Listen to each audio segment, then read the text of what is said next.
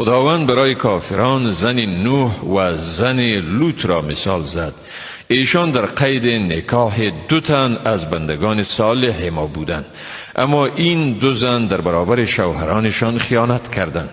پس هیچ کدام از این 2 پیامبر چیزی از عذاب خدا را از ایشان دفع کردن نتوانستند و به ایشان گفته شد با داخل شوندگان به آتش دوزخ داخل شوید.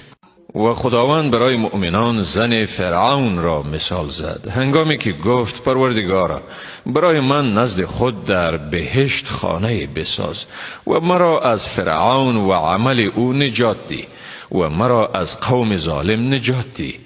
و مریم دختر عمران آنکه عورت خود را مسئول نگه داشت و ما از روح خود در او دمیدیم و او سخنان پروردگار خود و کتابهایش را تصدیق کرد و از فرمان برداران ما بود.